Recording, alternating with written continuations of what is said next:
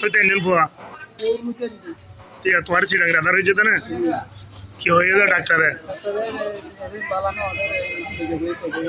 চিকিৎসা ঠিক ভাবে লাখিলে দিয়ে ফাইলে না নাকি চিকিৎসা ঠিক ভাবে না হবো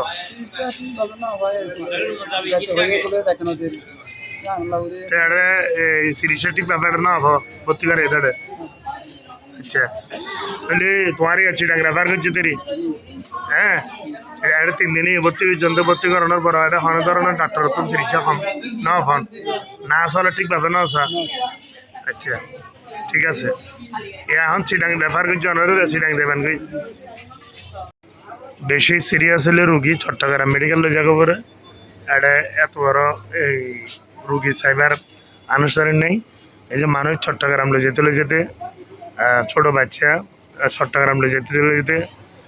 আল্লাহ কি করি আল্লাহ জানে ভালো তো এটা যদি চট্টগ্রামে যে যন্ত্রপাতি আছে সরকারি হাসপাতাল যদি আনিলে এই হাসপাতালে রাখিলে সবচেয়ে ভালো হইব মানুষ এই যে ইয়ানো চট্টগ্রামের গাড়ি ইয়ানো চট্টগ্রামের গাড়ি তাহলে এই 2-3 গাড়ি একবারে অ্যাম্বুলেন্স লই যার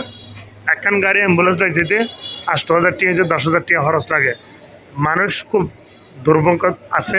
সদর হাসপাতালে আপনারা দেখতে পাচ্ছেন এইটাও বাচ্চা এই অ্যাম্বুলেন্সের এটাও বাচ্চা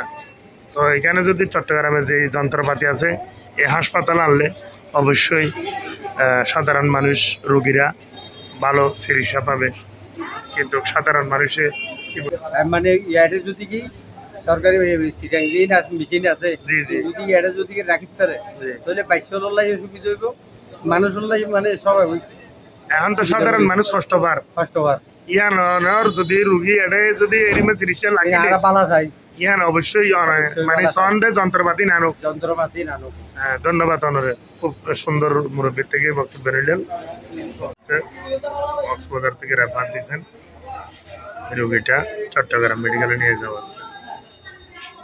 কারণ এখানে সদর হাসপাতালের থেকে যেভাবে রোগীদেরকে রেফার করা হয় রেফার চট্টগ্রাম